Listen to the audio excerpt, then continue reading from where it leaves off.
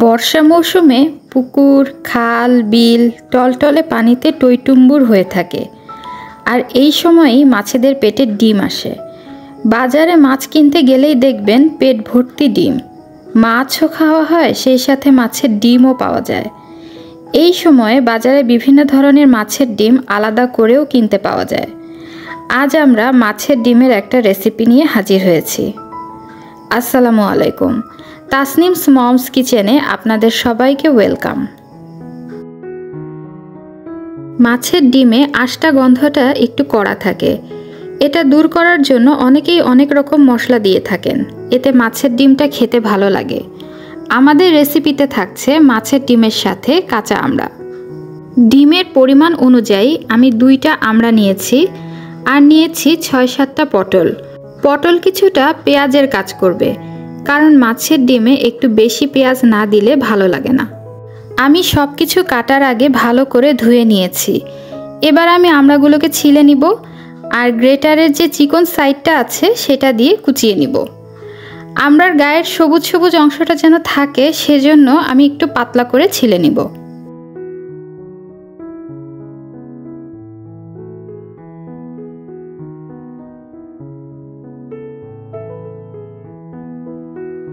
আমড়া কুচানো হয়ে গেলে একটা বাটিতে আলাদা করে রেখে দিব। এবার আমি এক এক করে পটলগুলোকে ছিলে নিব।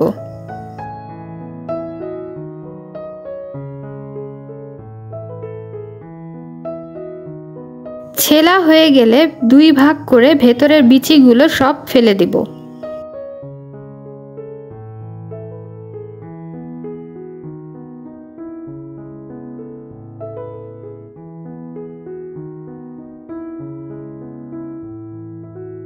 এবার পটলগুলোকে পাতলা পাতলা করে কুচিয়ে নিব।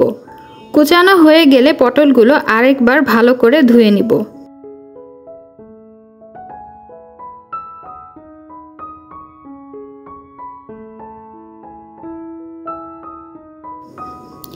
এখন রান্নার পালা। চুলায় কড়াই বসালাম, তাতে প্রথমে আমি 1 গ্লাস পানি দিলাম। এই পানিতে দিলাম ছোট ছোট 2 খণ্ড দারচিনি, 1টা এলাচ, 3টা লবঙ্গ, 7 থেকে 8টা গোলমরিচ। এরপর এতে দিলাম 1/2 চা চামচ হলুদ, পরিমাণ মতো লবণ, 1/2 চা চামচ ধনিয়ার গুঁড়া, 1/2 চা চামচ রসুন বাটা, 1/2 চা চামচ জিরা বাটা, 1/2 চা চামচের একটু কম আদা বাটা। এই সব একসাথে মিশিয়ে চুলা জ্বালিয়ে মিডিয়াম হিটে জাল দিব। এর মধ্যেই দিয়ে দিব ডিমটা। এদিকে জাল হতে থাকবে, আর ডিমটাও উল্টে পাল্টে দিব।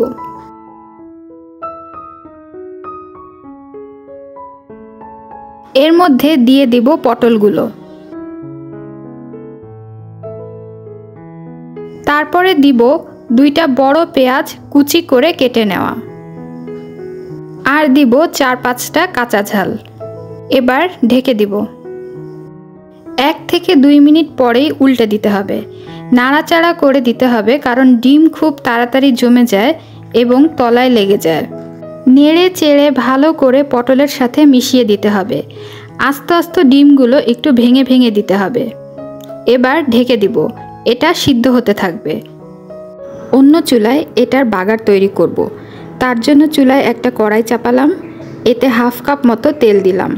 মাছের ডিমে একটু তেল বেশি লাগে, এটা মাথায় রেখে ডিম অনুযায়ী তেল দিতে হবে। তেলটা একটু গরম হলে এতে খানিকটা জিরা দিলাম, 2টা তেজপাতা ছেড়ে দিলাম, একটা আস্ত রসুন খোসা ছিলে থেতো করে দিলাম, আর দিলাম বড় একটা পেঁয়াজ কুচি করে, আর 2টা শুকনা ঝাল দিলাম। এটা নেড়ে চেড়ে বাদামি করে ভেজে নিতে হবে।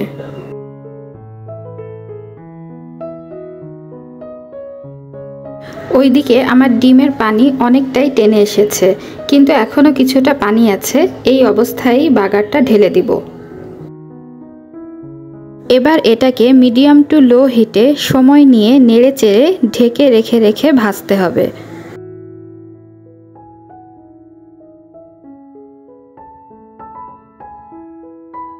যখন মোটামুটি পানি একদম টেনে আসবে কিন্তু হালকা ভেজা ভেজা থাকবে, তখন আমড়াগুলো দিয়ে দিব। সাথে একটু চিনি ছিটিয়ে দিব। এবার আমড়াটা সম্পূর্ণ ভাজির সাথে নেড়ে চেড়ে মিশিয়ে দিব।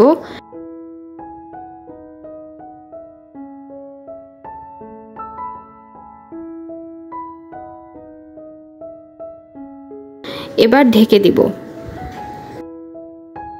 এবার আর বেশিক্ষণ ভাজবো না। মাছের ডিমের গায়ে গায়ে একটু তেলতেলে ভাব আসলেই চুলা বন্ধ করে দিব।